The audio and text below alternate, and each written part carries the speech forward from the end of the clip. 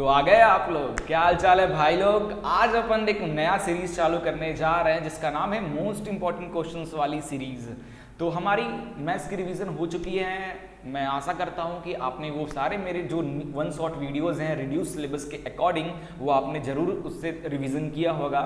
और अब स्टार्ट हो चुका है मोस्ट इंपॉर्टेंट क्वेश्चन की बारी, जैसे हमने फिजिक्स में किया था। ठीक है, आपको मैंने इंट्रो में बताया था शुरू में ही, स्टार्टिंग में जब ये सीरीज स्टार्ट करने से पहले, कि मैं आपको सबसे पहले वन शॉट रिवीजन प्रोवाइड कराऊंगा, फिर मैं आपको most important question chapter wise provide कराऊंगा, उसके बाद मोस्ट इंपॉर्टेंट एमसीक्यूज भी प्रोवाइड कराऊंगा चैप्टर वाइज। तो यार हम तैयार हैं, और जब तक ये चीज़ें कंप्लीट नहीं होगी आपको हमारे साथ जुड़े रहना, और हम जितना चीज़ें कर रहे हैं वो सब चीज़ें आपको करते रहना है, हमारे साथ मिस नहीं करना है। फिजिक्स केमिस्ट्री सब कंप्लीट हो चुका है, जाइए प्लेलिस्ट मिल जाएगा, जम के एंजॉय कीजिए। सब कुछ बहुत ही detail free of cost guys, हम इतना high quality content free of cost में आप सबको प्रोवाइड करा रहे हैं। तो अपन इस वीडियो के बारे में बात करते हैं। ये वीडियो भी रिड्यूस सिलेबस के अकॉर्डिंग इंपॉर्टेंट क्वेश्चन हैं, और जो बच्चे तैयारी कर रहे हैं बोर्ड एग्जाम 2021 मई में जो एग्जाम है उसके लिए, तो उनके लिए बेहतरीन है। बट गाइज मैं आपको पहले ही एक स्पॉइलर अलर्ट दे दे रहा हूँ यहाँ पे, कि अगर आपने इसका रिवीजन वाला नहीं देखा है तो पहले इस चैप्टर का रिवीजन जो मैंने बना रखा है उसको जाकर देखिए वन शॉट, उसके बाद आइए ये मोस्ट इंपॉर्टेंट क्वेश्चंस वाला वीडियो देखिए। अदरवाइज आपका हो जाएगा पलड़ा भारी और सब चीज़ यहाँ से निकलेगा, फिर आप हमें कमेंट में ले गाली मत करना यार, ऐसा है ना। तो बकवास नहीं करते हैं और डायरेक्ट अपन चालू करते हैं आज के जो 10 मोस्ट इंपॉर्टेंट क्वेश्चन मैं इस चैप्टर से लेकर आया हूं आप लोग के लिए, उसका डिस्कशन। जैसे कि आप देख सकते हो chapter number 1 real number chapter का नाम है। मोस्ट इंपॉर्टेंट क्वेश्चन वो भी रिड्यूस सिलेबस के अकॉर्डिंग हम लगाने वाले हैं। तो यार एंजॉय करो ना यार, ऐसे कंटेंट कहाँ मिलेगा, इतना स्टैंडर्ड कंटेंट। तो बिल्कुल देर नहीं करते हुए अपन वीडियो को एकदम स्टार्ट करते हैं। बट एक छोटी सी यार आप लोग से रिक्वेस्ट है, चैनल को सब्सक्राइब, वीडियो को लाइक और शेयर करने का।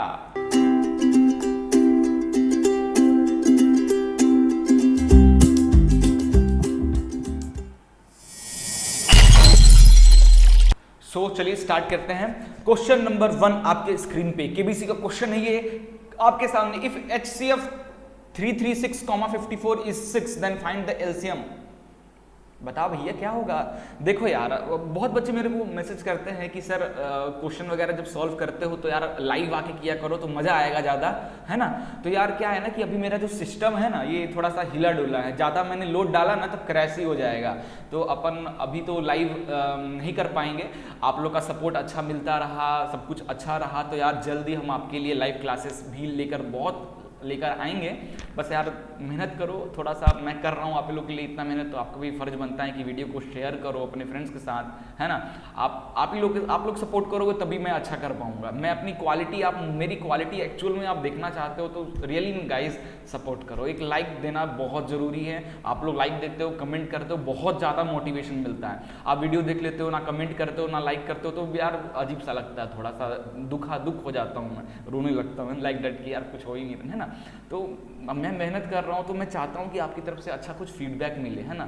तो आप थोड़ा सा दे दिया करो यार, क्या जाता है, टाइप ही तो करना है। दिन भर मैसेज इधर उधर टाइप करते रहते हो, हमें नहीं कर सकते क्या, है ना। तो कर दो यार, मोटिवेशन होगा। मैं जितना ज़्यादा मोटिवेट होऊंगा ना उतना ज़बरदस्त क्वालिटी आपके लिए लेकर आने वाला हूँ, ठीक है। तो कीप सपोर्टिंग। स्टार्ट करते हैं पहला क्वेश्चन आपकी स्क्रीन पे। तो देखो यार टोटल 10 क्वेश्चन मैं लेकर आया हूँ इस चैप्टर से, ठीक है। तो ये जो 10 क्वेश्चन है, पहला क्वेश्चन स्टार्ट करते हैं सॉल्व करना। बहुत ही आसान है। क्या बोल रहा है कि आपके पास HCF 336,54 का HCF दिया हुआ है जिसकी वैल्यू दी है 6। आपको इसी का LCM फाइंड करना है, ठीक है। तो आपके पास दो नंबर्स हैं।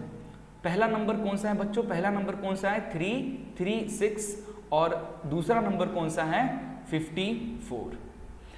कभी पहले क्लास 9th में कैसे क्वेश्चंस आते थे कि ये दो नंबर दे देता था 336 और 54, इसका LCM निकालो और HCF निकालो, है ना। बट इस बार ऐसा नहीं है, इस बार दो नंबर का LCM दे दिया है और हमें HCF निकालना है। क्या बात है, मेहनत बच गया।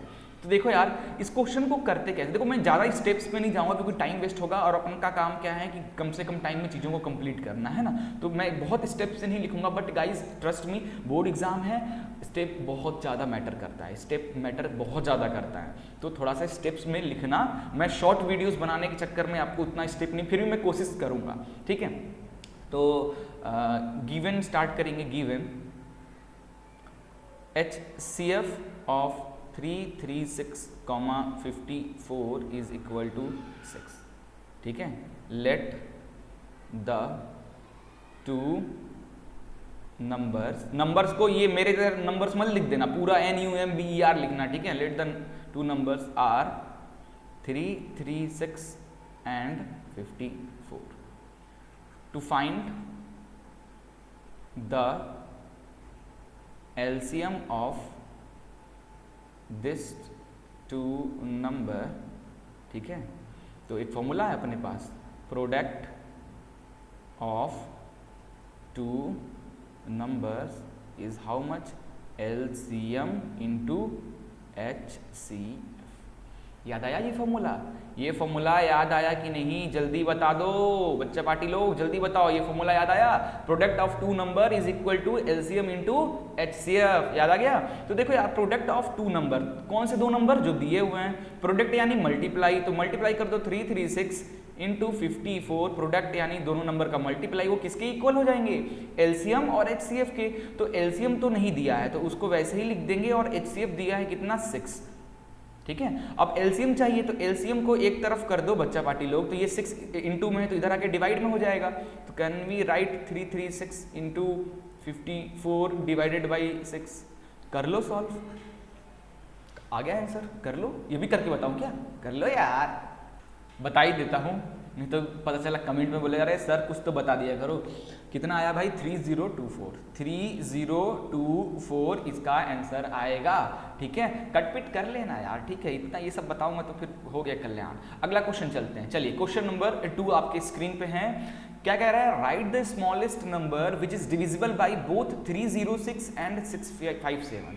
तो देखो यार ऐसे क्वेश्चन आते हैं ना, बच्चे घबरा जाते हैं। क्यों घबरा जाते हैं? तो उनको समझ नहीं आता यार, ये क्वेश्चन देख के मेरे बच्चों को इतना तो आइडिया हो गया होगा कि अपन को करना क्या है। अपन 2 नंबर दिया है, इसके स्मॉलेस्ट नंबर फाइंड करना है, तो बच्चों को ये हो गया हो कि LCM निकालना है या HCF निकालना है। मेरे बच्चों को इतना तो पता चल गया नंबर्स देख के कि LCM और HCF निकालना है, बट यार LCM निकालना है या HCF निकालना है, बच्चे इसमें फंस जाते हैं। तो ट्रिक ये है बच्चों कि देखो LCM का मतलब क्या होता है, लीस्ट कॉमन फैक्टर, ठीक है बच्चों, यही होता है ना LCM का मतलब। और यहाँ पे क्या बोला है, स्मॉलेस्ट नंबर, लीस्ट यानी कम होता है, और स्मॉलेस्ट, लीस्ट और स्मॉलेस्ट का कोई रिलेशन है? हाँ है। और वहीं HCF का हाईएस्ट कॉमन फैक्टर, ठीक है। तो समझ में आ गया क्या निकालना है? जी हाँ, इसका LCM आपको निकालना है। तो write the smallest number which is divisible by both 306 and 677। तो आपको क्या करना है सॉल्यूशन में कि to find the smallest number we have to find the LCM of 306, 657, ठीक है। सो LCM of 306 यहाँ पे लिख देना, ठीक है। नॉट LCM, जैसे LCM निकालते हैं दोनों नंबर्स को यहाँ पे लिख दो, 306 इज इक्वल टू, और यहाँ नीचे में लिख देते हैं 657 इज इक्वल टू। अब इधर रफ वर्क स्टार्ट करते हैं, इधर लाइन खींचकर रफ वर्क स्टार्ट करते हैं। सबसे पहले 306 का अपन फैक्टर निकाल लेते हैं with the help of LCMs। तो क्या हो जाएगा भाई, सबसे पहले स्मॉलेस्ट से 2 से डिवाइड कर दो, तो 2 1 जा 2 5 जा 10, 2 3 जा 6, ये आ गया। अब इसको 3 से डिवाइड कर दो तो कितना हो जाएगा, 4 4 8 4 12, 5 10 15, 3 5 जा 15, 3 1 जा ये हो गया फिर से 3 से कर दिया जाए तो 3 2 जा 6, 3 1 जा 3, 21, 7 3 जा 21 और इसको 17 से कट कर दो तो 1 आ गया। तो 306 की क्या आ गई LCM? 2 factors 2 into 3 into 3 into 17।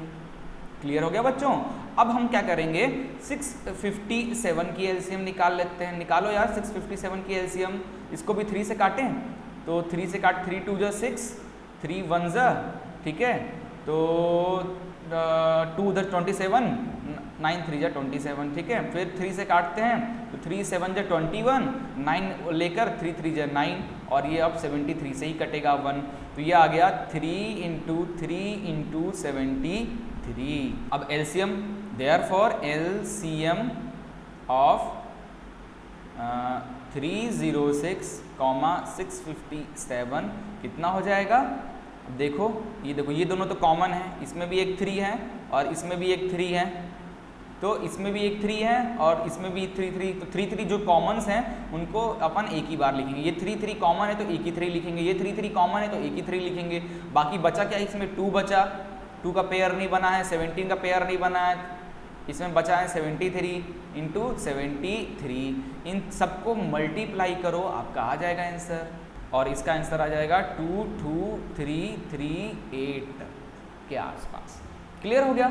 बहुत अच्छा, कितना आसान क्वेश्चन था। चलिए आगे चलते हैं, ऐसे ही इंटरेस्टिंग क्वेश्चन आपको करते रहना। अब ये देखिए क्वेश्चन नंबर 3, ये भी क्वेश्चन, ये जो क्वेश्चन अभी पिछले क्वेश्चन जो मैंने बताया ना 1 नंबर 2 नंबर में आता है, ये भी क्वेश्चन 2 नंबर में आता है, इससे ज़्यादा नहीं आता है, ठीक है। ये क्वेश्चन में करना कैसे, देखो देयर इज सर्कुलर पाथ, एक सर्कुलर पाथ है around sport field. Sonia takes 18 minute to drive 1 round of the field, ठीक है, while Ravi takes 12 minutes for the same. Suppose they both start at the same point and at the same time and go on in the same direction, same time, same point, same direction. After how many minutes will they meet again at the starting point? अगर देखो बच्चों, मैं ये एक starting point रखता हूँ और ये है हमारी सोनिया, रेड कलर से हमारी है सोनिया, ठीक है। इसने क्या किया, इस पॉइंट से स्टार्ट किया, ये राउंड लेना स्टार्ट किया, ये राउंड लेना स्टार्ट किया, लाइक दिस, इस तरीके से बना रहा हूँ, है ना, स्टार्ट किया। और यहीं पे मैं दूसरे कलर से बना रहा हूँ बच्चों। हमारा जो अगला बंदा कौन है, रवि भी यहीं से स्टार्ट कर रहा है, इसने भी same time, same point, same direction में स्टार्ट किया और इधर चल रहा है।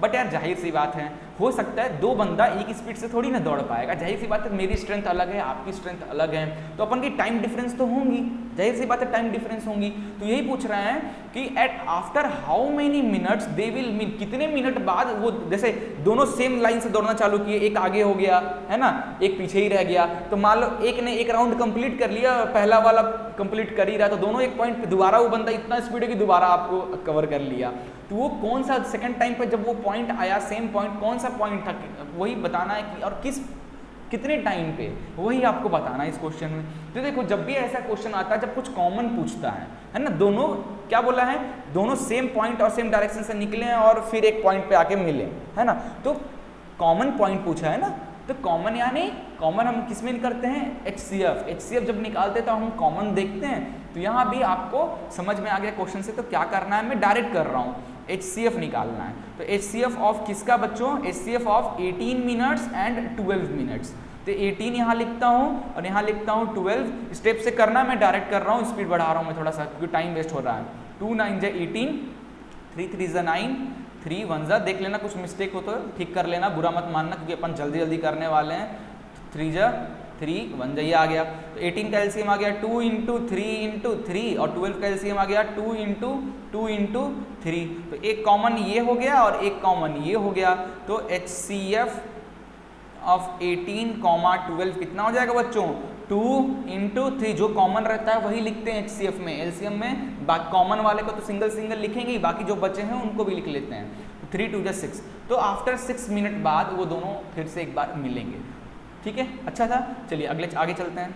अगला क्वेश्चन देखिए बच्चों, question number 4, prove that 2 + 5 √3 is a irrational number given that √3 is an irrational number. देखो अपन एनसीईआरटी में जब क्वेश्चन करते हैं ये वाला क्वेश्चन, तो उसमें कैसा क्वेश्चन था कि prove root 3 is a irrational number, prove root 5 is a irrational number, prove root 7 is a irrational number, ऐसा करते थे, है ना। अब उसके बाद ऐसा भी क्वेश्चन था कि prove 2 + 5 root 3 is a irrational number. तब हम एनसीईआरटी में सॉल्व करने टाइम क्या करते थे, एक स्टेप थोड़ा सा करते थे और लिख देते थे क्योंकि रूट 3 ऑलरेडी इरेशनल है, देयरफॉर 2 + 5 रूट 3 इरेशनल, है ना। तो यहाँ पे भी वही चीज कर रहा है। यहाँ पे देखो बोला है क्वेश्चन में कि आपको अब ऐसा नहीं कि पहले रूट 3 को दिखाओ कि ये रूट 3 इरेशनल है और फिर जब रूट 3 इरेशनल, अगर ये चीज नहीं लिखा होता बच्चों, ध्यान दो, अगर एग्जाम में ये लाइन नहीं लिखी होती तब आपको क्या करना पड़ता, अब इसमें 2, 5 रूट 3 को पहले इरेशनल दिखाना पड़ता आपको कि रूट 3 इरेशनल है, पूरा स्टेप करना पड़ता। जब इरेशनल प्रूफ हो जाता रूट 3, फिर अगला स्टेप लिखते हैं कि 2 + 5 root 3 is irrational number because root 3 is irrational and irrational into rational is irrational, है ना, ऐसे करके। बट यहाँ पे आपका हम क्वेश्चन नहीं सॉल्व कर दिया है, इसने ऑलरेडी बता दिया है कि रूट 3 गिवन है कि इरेशनल है। तो सॉल्यूशन स्टार्ट करते हैं, बच्चों। गिवन सबसे पहले लिखना है, हर क्वेश्चन में गिवन जरूर लिखा करो बच्चों। गिवन क्या है कि root 3 is an irrational number, ठीक है, रूट 3 इरेशनल नंबर है। ओके, नेक्स्ट है बच्चों हमारा, अब अपन क्या करेंगे, एक कॉन्ट्राडिक्शन रखेंगे। तो कॉन्ट्राडिक्शन क्या रखेंगे कि let 2 + 5 root 3 is a rational number, ठीक है। यहाँ पे गलत होगा, लेट एज एज्यूम लिखना था, लेट एज एज्यूम। मैंने रिवीजन वाले वीडियो में कराया था इस तरीके के बहुत सारे क्वेश्चन, तो ध्यान रखना। तो अपन क्या मान, देखो अपन को इरेशनल प्रूव करना है ना, तो हम इरेशनल अगर डायरेक्ट प्रूव नहीं कर सकते तो हम क्या करेंगे, कॉन्ट्राडिक्शन रखेंगे कि लेट अस एज्यूम कि जो नंबर दिया है वो रेशनल नंबर है, हम मान लेते हैं कि ये रेशनल नंबर है। अब जब हम उसको प्रूव करने जाएंगे ना, तो हमको थोड़ी देर बाद अभी समझ में आ जाएगा कि जो हमने कॉन्ट्राडिक्ट लिया था कि this is a rational number, वो तो गलत है। तो अगर वो रेशनल नहीं है तो क्या होगा, इरेशनल होगा, प्रूव दैट। उसी तरीके से हमने एक कॉन्ट्राडिक्शन लिया कि let us assume 2 + 5 root 3 is a rational number. अगर ये रेशनल नंबर है, so can we write 2 + 5 root 3 is r where r is a rational number, है ना, where r is a rational number. अब क्या करेंगे, स्क्वायरिंग क्या करते थे, यही करते थे ना, स्क्वायरिंग बोथ साइड, ठीक है। तो स्क्वायर कर देते हैं, तो 2 + 5 रूट 3 का square is equal to r का स्क्वायर। याद करो अपन आर नहीं रखते थे, अपन सॉल्व करने टाइम क्या करते थे, आर की जगह पे a/b रखते थे। अब ये क्वेश्चन वो वाला कराऊंगा तो रिमेंबर हो जाएगा। बट देखो ऐसे 2 + 5 रूट 3 या 2 इस तरीके के क्वेश्चन को ना आर रख कर पुट करना ज़्यादा आसान तरीके से कर सकते, ज़्यादा आसानी से हो जाता है ना। a/b रखेंगे तो a/b का होल स्क्वायर, फिर थोड़ी सी प्रॉब्लम आएगी और एक तरीके से नहीं भी आएगी, वैसे भी बहुत आसान है, ठीक है। तो कंफ्यूज मत हो, आप इस मेथड को याद रखो। मैंने लिख दिया ना आर एक रेशनल नंबर है, ये भी मेथड बहुत आसान है। देख तो कैसे जा, ये लिखने के बाद अगला काम क्या करना है, स्क्वायरिंग करना है। तो मैंने स्क्वायरिंग कर दिया, तो ये a + b का होल स्क्वायर दिख रहा है। देखो बच्चों, a + b का होल स्क्वायर की तरह दिख रहा है। क्या होता है, a² + b² + 2ab, है ना। तो यहाँ a² यानी 2 का स्क्वायर बच्चों, प्लस b क्या है यहाँ पे 5 रूट 3, b है तो b का स्क्वायर प्लस 2ab, 2 × a क्या है 2, b क्या है 5 रूट 3, ये हो गया which is equal to r², correct. 2 का स्क्वायर 4, अभी देखो रूट 3 का स्क्वायर, इसको मैं इधर साइड में करता हूँ, देखो ध्यान से, जो बच्चों को नहीं आता है। 5 रूट 3 का स्क्वायर यानी 5 × 5 और रूट 3 का स्क्वायर यानी रूट 3 × रूट 3, तो 5 × 5 25 और रूट 3 × रूट 3 3, तो ये आ गया 7 5 10 15 5 3 2 6 75, ये आ गया 75 बच्चों। प्लस ये देखो 2 2 4 4 5 20 रूट 3, ये आ गया which is equal to r², है ना। 75 + 4 79 plus 20 root 3 is equal to r², है ना। थोड़ा सा ऊपर करते हैं इसको, अरे भाई इधर चला जा, है ना।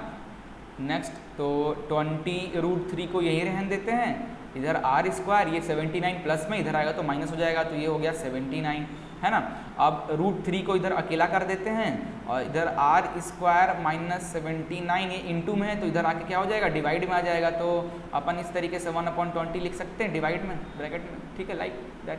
अब देखो यहाँ पे हमें पता है, अब तुम इधर का टर्म को देखो, ये जो है आर स्क्वायर माइनस 79 या फिर ऐसे डिवाइडेड बाई 20 ऐसे भी लिख सकते हैं अपन, इज अ रेशनल नंबर। क्या है, ये एक रेशनल नंबर है।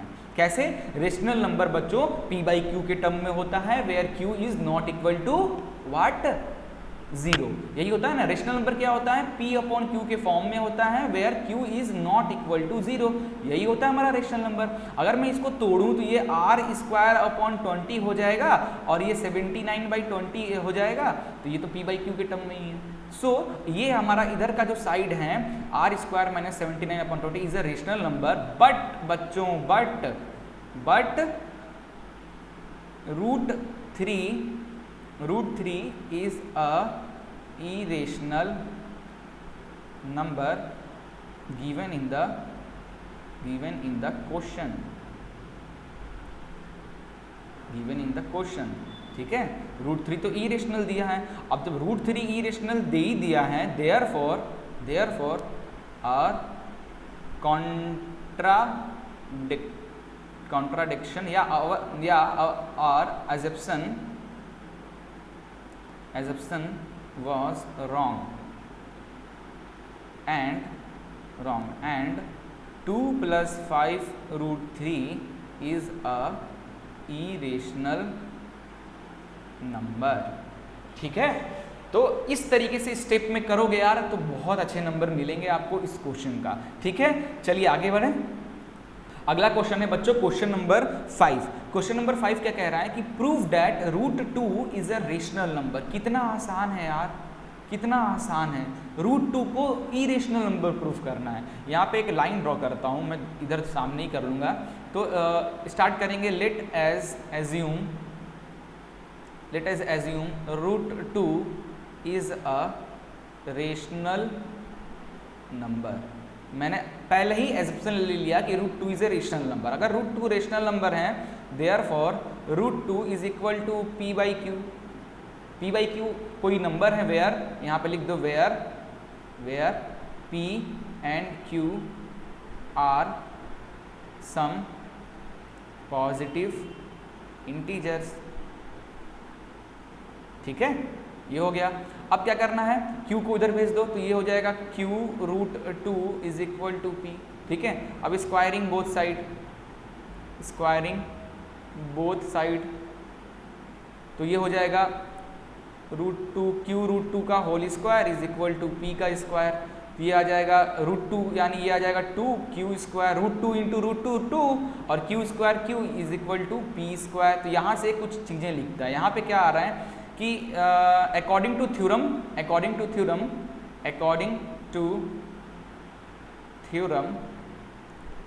p square is divisible by 2, also p is divisible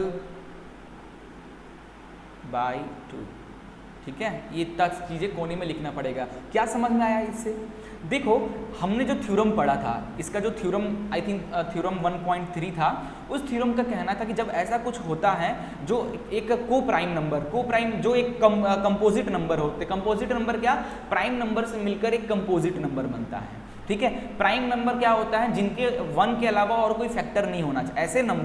ऐसे दो नंबर्स जिनमें अगर कुछ कॉमन है तो सिर्फ 1 है, उनके अलावा और कोई कॉमन फैक्टर नहीं है, तो ऐसे को प्राइम कहते हैं। और कंपोजिट क्या होता है, खूब सारे प्राइम नंबर मिलकर कंपोजिट नंबर बनते हैं। तो जो कंपोज, जैसे 9 की बात करते हैं तो 9 किससे बना है, फैक्टर करोगे तो 3 इंटू 3 क्या है, प्राइम है, ये भी प्राइम है। और 9 क्या है, कंपोजिट है। 9 क्या है, कंपोजिट है बच्चों, और ये अपने में प्राइम है, ये भी प्राइम है ना, ये प्राइम। तो ये ध्यान दो, अगर कंपोजिट नंबर का फैक्टर प्राइम होता है तो ये इनको भी इजीली डिविजिबल कर सकता है। जाहिर सी बात है 3 9 को डिविजिबल कर सकता है। यही फंडे को लेकर हमने लिखा है therefore p square is divisible by 2, है ना। P square also divisible by 2, और स्क्वायर हटा दो तो पी स्क्वायर यानी पी इंटू पी, तो पी भी ऑल्सो डिविजिबल बाई 2, ठीक है। देयरफॉर अगला स्टेप, ठीक है, अगला step let P is equal to, क्योंकि डिविजिबल हो जा रहा है 2 से, तो P is equal to 2C लिख सकते हैं, where C is a integer, any integer, C is a any integer, C कोई इंटीजर, क्योंकि P यहाँ पे खुद ही बोले ना तुम, P is divisible by 2, can we write P is equal to 2C where C is some integers, ठीक है। तो अगर फिर से इसको स्क्वायरिंग करें, स्क्वायरिंग बोथ साइड अगर स्क्वायर कर दिया जाए तो ये हो जाएगा पी स्क्वायर, ये हो जाएगा 2 का स्क्वायर 4, और ये हो जाएगा C का स्क्वायर। तो फिर से यहाँ पे लगा दो, अकॉर्डिंग टू थ्योरम 1.3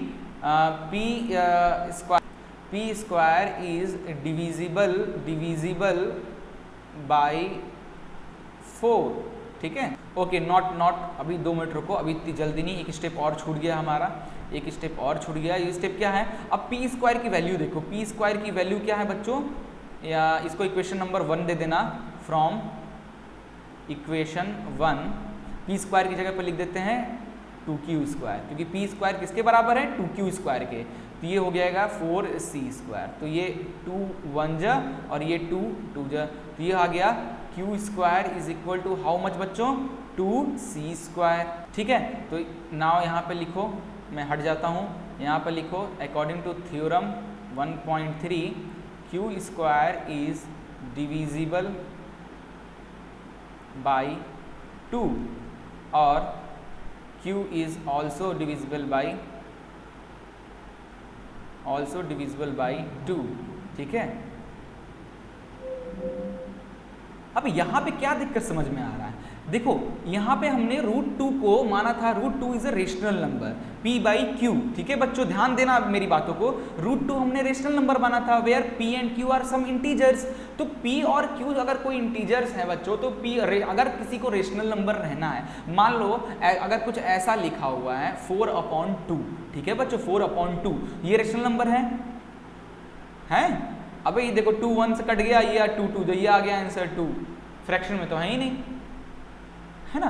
तो इसमें फैक्टर्स बन गए ना, इसमें 1 तो दोनों में 1 तो कॉमन थे, साथ में साथ 2 भी कॉमन आ गया, तभी तो वो कट के एक सिंगल नंबर आ गया, और रेशनल नंबर हमेशा फ्रैक्शन में रहता है ना। तो यहाँ पे p और q भी तो हमारा क्या होना चाहिए, p और q हमारा को प्राइम होने चाहिए, बट को प्राइम तो है नहीं, है ना, क्योंकि देखो p में भी 2 कॉमन है, q में भी 2 कॉमन है, p भी 2 से डिवाइड हो जा रहा है, q भी 2 से डिवाइड हो जा रहा है, तो ये तो को प्राइम है ही नहीं, तो ये तो कट जाएंगे, अब आ जाएगा एक सिंगल डिजिट, वो तो रियल नंबर हुआ ही नहीं। देयरफॉर अपन इसकी जगह पे लिख देंगे, therefore from this equation 2 and 3, from equation या statement, from statement 2 and 3 p and q are not co-prime नहीं है, therefore our assumption was wrong, अपना जो assumption था वो गलत था।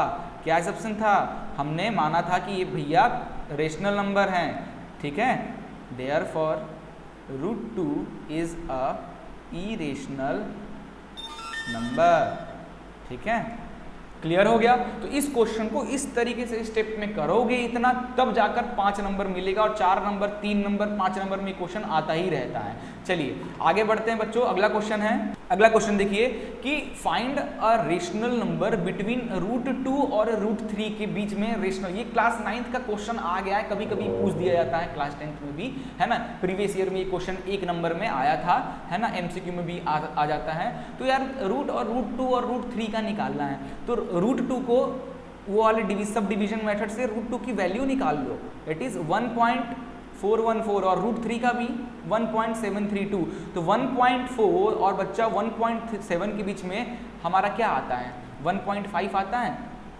और 1.6 भी आता है, देयरफॉर 1.5 इसका सेंटर का नंबर हो गया, डायरेक्ट कर लोगे। अब यहाँ पे कुछ बच्चे हमसे ये पूछ सकते हैं कि सर ये रूट वालों की वैल्यूज कैसे निकालते हैं, तो यार देखो मैं आपको हमेशा कहता हूँ कि कुछ नंबर का तो रूट का याद करके रखो यार। √2 की वैल्यू 1.414, √3 की वैल्यू 1.732, इनका √2 √3 का कम से कम तो याद करके रखा करो, है ना। और नहीं आता है निकालने तो कैसे निकालते हैं, वो वाला मेथड याद आया, ये वाला मेथड, ठीक है। अब इसको डिवाइड, 1 1 जा 1, तो 2 में से 1 गया, बचा 1, तो यहाँ पे ये जो 1 है इसको प्लस कर दें तो ये हो जाएगा 2। अब मुझे एक पॉइंट लगाकर मैं कर दूंगा यहाँ पे 0, है ना, और एक पॉइंट लगाकर यहाँ पे कर दूंगा 0 0 लाइक दिस, है ना। तो अब यहाँ पे क्या लिखूँ, 4 4 जा करोगे तो यहाँ पे देख लो 24 4 जा 100 से कम आ रहा है, 4 4 जा 16 का 6 कैरी 1, 4 2 जा 8 98, तो ये लो 98 आ गया, है ना, ये बचा 2। तो अब फिर यहाँ पे 4 प्लस होगा तो 4 + 4 8 आ गया, और ये 2 ऐसे रहेगा। अब अगला नंबर यहाँ पे क्या आएगा, है ना। अब फिर से अपने से 0 लगा लो तो कम पड़ेगा एक और अपने से उसके बाद लगा सकते हो। तो इसमें अब क्या कर रहे हैं, 281, है ना, 1 जा 281, 2 जा 562 आ रहा है ना। इस तरीके से इसकी वैल्यू निकलती जाएगी। नहीं याद है तो यार कर लो, वैसे जरूरत नहीं पड़ती है ये सब चीज़ों की, ठीक है। चलिए अगला क्वेश्चन चलते हैं, क्वेश्चन नंबर 7 है बच्चों। क्वेश्चन नंबर 7 क्या कहता है, ध्यान से देखो, right the denominator of rational number 257, ये ऐसे लिखा है, मैं इसको अच्छे से लिख के बताता हूँ, 257 अपॉन 5000, ठीक है, in the form of 2 power n into 3 power n के फॉर्म में लिखना है, where n and m are some non negative integer. Non negative integer यानी ये एक पॉजिटिव इंटीजर्स हैं। Then write its decimal expansion without actual division. तो पहले क्या करना है बच्चों, पहले 257 अपॉन 5000 को 2 power n into 3 power m के फॉर्म में लिखना है ना। उसके बाद विदाउट एक्चुअल डिवीजन किए आपको इनका डेसिमल एक्सपेंशन भी निकालना है। वाह भाई क्या बात है। देखो कैसे कर सकते हैं, let 257 upon 5000 is a rational number. वो तो है ही, ये तो रेशनल नंबर है ही। Now calculate the factor of 5000 की फैक्टर निकाल लो। तो यहाँ पे 5000 को डिवाइड किया जाए तो 2 2 जा 4, 2 5 जा 10, 0 0, 2 1 जा 2, 2 2 जा 4, 2 5 जा 10, 0, 2 6 जा 12, 2 2 जा 4, 2 5 जा 10। अब ये 2 से होगा, नहीं होगा तो डायरेक्ट 5 से कर दूँ, तो 5 से कर देते हैं। तो 5 1 जा 5 2 जा 10, 5 5 जा 25, 5 2 जा 10, 5 5 जा 25, 5 5 5 1, ठीक है। अभी आपको दिख रहा होगा अच्छे से, ये आ गया हमारा, ठीक है। अब यहाँ पे 257 अपॉन 5000 को अपन 257 अपॉन, देखो 3 2 हैं और 4 5 है, तो 2 का पावर 3 इंटू 5 का पावर 4 लिख सकते हैं, है ना। ओके, इससे पहले एक स्टेप लिखेंगे अपन। Now calculate the factor of 5000 in the form of 2 का पावर n इंटू 3 का पावर m, ठीक है, where n and m are some positive integers. अब यहाँ पे देखो 5 इनका फैक्टर किए तो क्या आया, 2 into 2 into 2 into 5 into 5 into 5 into 5, और इसको कैसे लिख सकते हो, 2 का पावर 3 इंटू 5 का पावर 4 लिख सकते हो, where n is equal to 3 और m is equal to 4। Oh shit, ये क्वेश्चन ही गलत है, क्वेश्चन ही गलत है, क्योंकि 2 ये गलत है, ये इसकी जगह पे 5 होगा। ये क्वेश्चन इस तरीके से आता है बच्चों, ठीक है, 2 का पावर n 5 के पावर n, इस तरीके से क्वेश्चन आता है, ठीक है। अब जाकर ये चीज़ सही है, वरना ये तो हो जाता पूरा का पूरा गलत, ठीक है। इस तरीके से क्वेश्चन आता है, क्वेश्चन को ठीक कर लेना थोड़ा सा, तो ये आ गया। तो therefore we can write that 257 upon 2 का पावर 3 इंटू 5 का पावर 4, है ना। तो ये मैंने 5000 को इसके फॉर्म में कन्वर्ट कर दिया, हमारा पहला कंफर्म हो गया, ठीक है। अब हमें decimal expansion without actual division करना है। तो अब क्या कर, अगर मैं ऊपर भी 2 और नीचे भी 2 मल्टीप्लाई कर दूं तो कोई दिक्कत हो जाएगा? बताओ, कोई दिक्कत? कोई भी दिक्कत नहीं होगा बच्चों, कोई भी दिक्कत नहीं होगा। और इसको मल्टीप्लाई करोगे तो आपका आ जाएगा 5 1 4, और नीचे को करोगे तो ये 2, एक और 2 ऐड हो जाएगा तो 2 का पावर 4 इंटू 5 का पावर 4 हो जाएगा, है ना। अब ये ध्यान दो, 5 1 4, अब देखो बेस पावर सेम है, याद आया आइडेंटिटी, पावर सेम है तो बेस मल्टीप्लाई हो जाते हैं। तो 2 इंटू 5, पावर सेम है तो बेस मल्टीप्लाई हो जाते हैं। तो ये 5 1 4, ये 10 का पावर 4। नेक्स्ट है, यहीं पे मैं कर देता हूँ। तो 5 1 4 डिवाइडेड बाई 1 2 3 4 लाइक दिस, 10 का पावर 4 यानी 4 0। तो अब इस 4 को यहाँ पे रखो इस 0 की जगह, इस 1 को इस 0 की जगह रखो, इस 5 को इस 0 की रखो, उसके बाद ये 0 बचा है तो 0 लिखो, और ये 1 की जगह पे 0.0, लो आ गया सॉल्व, है ना। तो इस तरीके से ये क्वेश्चन था, ये क्वेश्चन थोड़ा सा मिस्टेक था, मैंने सुधार दिया, क्लियर हो गया। तो इस तरीके से ये क्वेश्चन किया जाता है। अब चलिए अगला क्वेश्चन करते हैं, question number 8। Without actually performing the long division method, ध्यान देना, विदाउट लॉन्ग डिवीजन मेथड किए state whether the following rational number will have terminating decimal expansion और non terminating repeating decimal expansion. तो आपको बताना है विदाउट एक्चुअली, क्योंकि आपको पता है अगर आप डिवाइड करके देखोगे तो अगर वो टर्मिनेट हो जा रहा है तो वो टर्मिनेटिंग है, अगर वो टर्मिनेट नहीं हो रहा है, रिमाइंडर 0 आ जा रहा है तो मतलब टर्मिनेट हो गया, रिमाइंडर 0 नहीं आ रहा और वैल्यू चलती जा रही है तो नॉन टर्मिनेटिंग, वैल्यू बार बार रिपीट कर रही है तो रिपीटिंग। आप देख कर ही बता दोगे, है ना। तो मैंने बहुत अच्छे से कर लोगे, लेकिन आपको डिवाइड नहीं करना है। तो यार कैसे किया जाए, ये कुछ क्वेश्चन दिए हैं। तो देखो सबसे पहले मैं डायरेक्ट शॉर्ट में करूंगा, स्टेप नहीं लिखूंगा, 3 1 2 5, ठीक है। अब मैं क्या करूंगा, यहाँ पे लिखता हूँ 13, 3 1 2 5 का फैक्टर निकाल लूंगा। 3 1 2 5 का फैक्टर निकाल लेंगे, कैसे निकाला जाए भाई, ये क्या आएगा इसका 5 6 5 30, 5 2 उधर 5 5 तो ये तो फिर वापस से वही आ गया, 5 1 5 125, फिर से 5 से कर दो फैक्टर तो ये आ जाएगा 225, 5 से कर दो 5 से कर दो 1, तो ये आ गया 5 का पावर 1 2 3 4 5 का पावर 5, ऐसा है। सो अकॉर्डिंग टू थ्योरम, यहाँ पे according to theorem the denominator of a number is in the form of 2 का पावर n into 5 का power m, where n and m are positive integers, then the number are rational, then the number are terminating rational number। ये theorem था आपका, है ना बच्चों, था ना ये थ्योरम, याद करो क्या कह रहा था। अगर आपका किसी भी कोई भी फ्रैक्शन नंबर है उसका डिनोमिनेटर अगर 2 का पावर n इंटू 5 के पावर m में हो, है ना, तो वो जो नंबर होता है वो टर्मिनेट हो जाता है ना। तो आप यहाँ पे एक बच्चा क्वेश्चन कर सकता है, लेकिन सर यहाँ पे 2 का पावर n तो है ही नहीं, चलो मैंने मान लिया 5 का पावर m है, ये चीज़ है, बट ये तो है ही नहीं।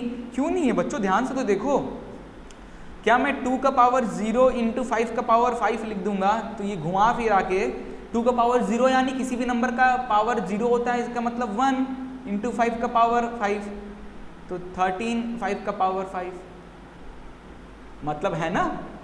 इस तरीके से अगर या 2 का पावर n इंटू 5 का पावर m अगर दोनों हैं तो डायरेक्ट टर्मिनेटिंग है, या सिर्फ 2 का पावर n है तब भी वो टर्मिनेटिंग है, या सिर्फ 5 का पावर m है तब भी वो टर्मिनेटिंग है, बट इनके अलावा अगर और कुछ आ जाता है तो वो नॉन टर्मिनेटिंग हो जाएगा। ठीक है, याद हो गया कंप्लीट। अब चलो ये क्वेश्चन सॉल्व हो गया, अपन अब नेक्स्ट क्वेश्चन करते हैं।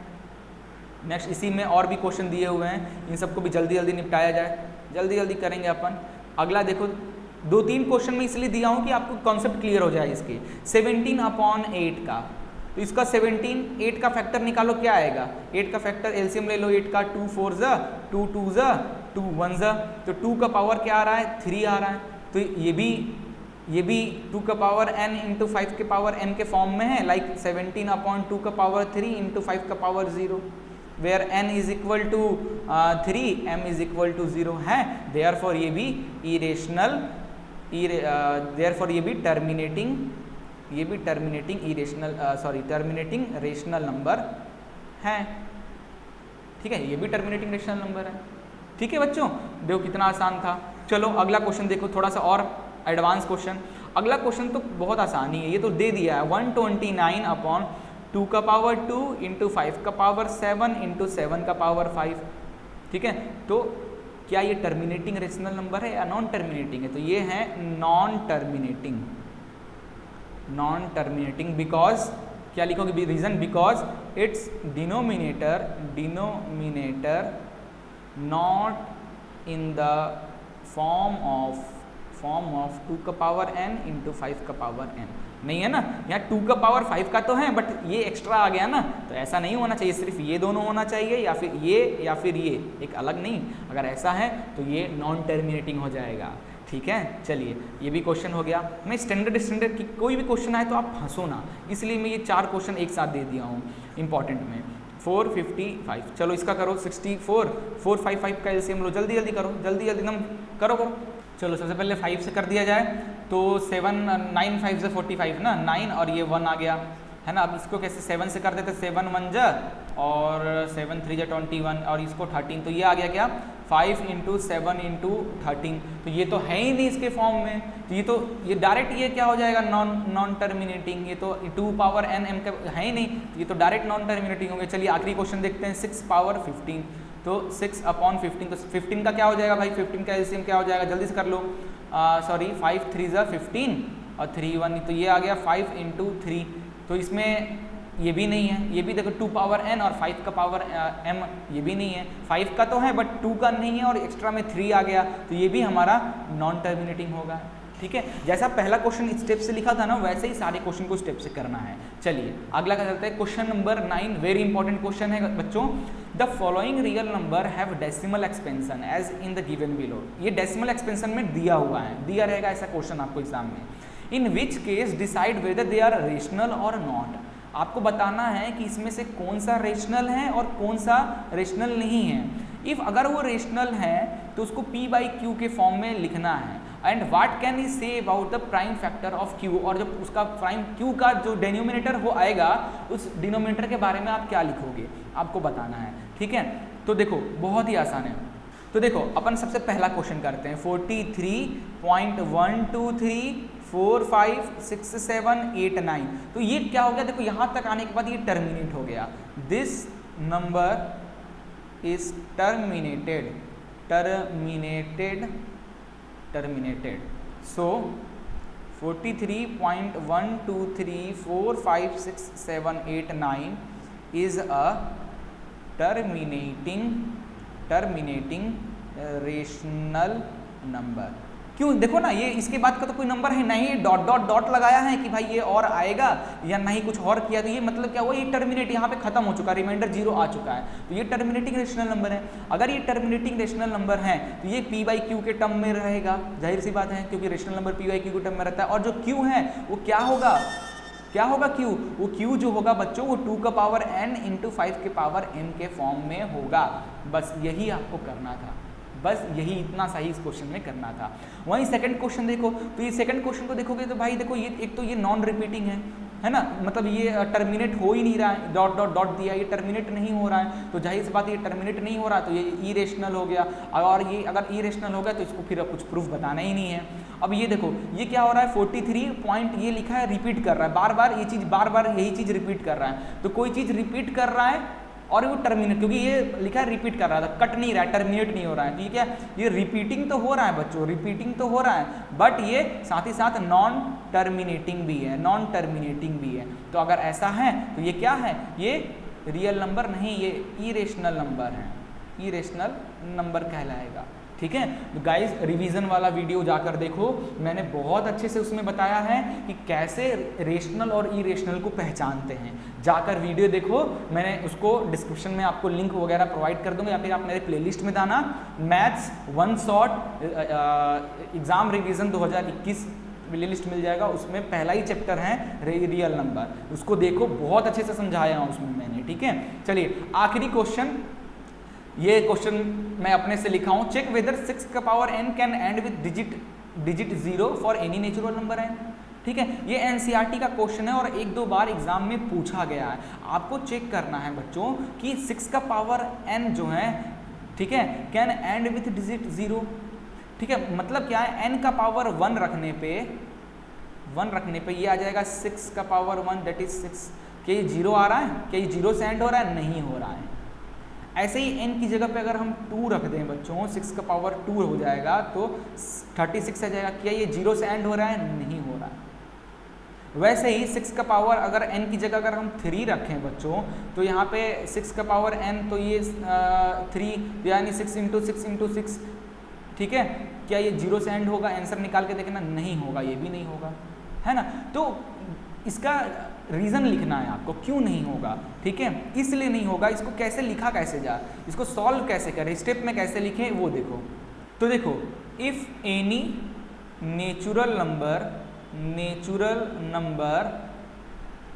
ends with 0, it should be divisible of 10, not of, is divisible by 10। ठीक है, तो क्या समझ में आया इससे बच्चों? अगर कोई भी नेचुरल नंबर अगर आप चाहते हो उसका पावर 1 करो, पावर 2 करो, पावर 3 करो, तो उसका पावर करने के बाद जो आंसर आए उसके लास्ट में 0 हो, ऐसा तभी होगा और वो नेचुरल नंबर वैसा तभी होगा जब वो 10 से डिवाइड हो जाए। तो क्या ये 6 10 से डिवाइड होगा? नहीं होगा। तो वही मैं लिखा हूं कि इफ एनी नेचुरल नंबर, आप चाहते हो कि कोई नेचुरल नंबर हो जो 0 से एंड हो, तो it should be divisible by 10 से डिविजिबल हो जाना चाहिए, या फिर और in other words it is divisible bye 2 and 5। 2 and 5 से या फिर डिविजिबल हो जाना चाहिए। क्यों? क्योंकि 10 का अगर फैक्टर करोगे बच्चों तो 10 का फैक्टर 2 आएगा और 5 आएगा, है ना। और वहीं पे अगर हम प्राइम फैक्टर करें, प्राइम फैक्टर ऑफ 6 का करें, तो 6 का पावर n का, तो ये 6 का प्राइम फैक्टर 2 into 3 का पावर n, है ना। तो आप इजीली एब्जॉर्व करो, it can be easily observed that 5 is not in the factor of 6। 6 के फैक्टर में 2 तो है, 5 नहीं है। 5 होता तो 5 2 जो 10 और 10 होता तो सिंपली आराम से डिविजिबल हो जाता और एंड में 0 भी आता। देयरफॉर 6 का power n can not and with digit 0। ठीक है, फॉर एनी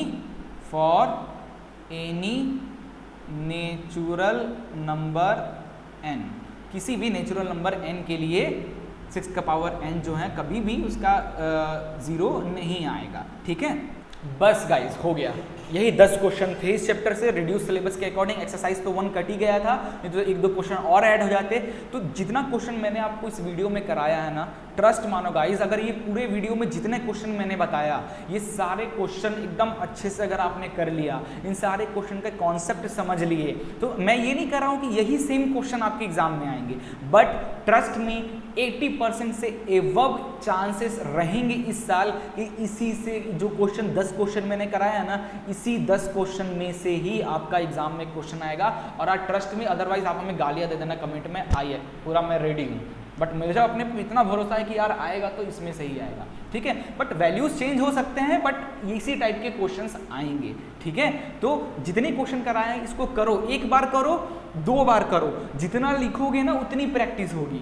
हर चैप्टर को मैं देखो एक दिन गैप या फिर मैं डेली बेसिस पे आपके लिए हर चैप्टर से मोस्ट इंपॉर्टेंट क्वेश्चन 10-10, 15-15 लेकर आ रहा हूँ। तो आपका, मेरा काम है आज मैंने करा दिया, अब आपका काम क्या है बच्चों, आज पूरे दिन एक बार वीडियो देखकर जैसे जैसे मैंने कराया ना, कुछ क्वेश्चन को मैंने स्टेप में कराया, कुछ को नहीं कराया, तो जिसको नहीं कराएगा उसको स्टेप में लिखो। हर क्वेश्चन को क्वेश्चन डालो, उसको स्टेप में लिखो, और उस क्वेश्चन को एक बार 2 कॉपी ले लो। एक कॉपी में जो मैं वीडियो देखकर चीजें करो, ठीक है, एक कॉपी में उसी को फिर से बिना देखे करो, है ना। और एग्जाम के टाइम पे एक बार और कर लेना। तो 2 से 3 बार लिख लोगे ना यार, तो फिर तो राम भला यानी 100%, 100 में 100 आने का चांस हो जाएगा आपका मैथ्स में, ठीक है। तो जो मैं बोल रहा हूँ इस पे ध्यान देना, एक बार वीडियो देख के साथ लिखो, दूसरी बात खुद से करो, तीसरी बार प्रैक्टिस जब करना एग्जाम के कुछ दिन पहले, 10 दिन पहले प्रैक्टिस करना एग्जाम के, और उस टाइम फिर से यही सारे क्वेश्चंस की प्रैक्टिस कर लेना, ठीक है। और साथ ही साथ और भी देख लेना, ठीक है। मैं ये नहीं कह रहा हूँ, बट मेरा ट्रस्ट इसी में है।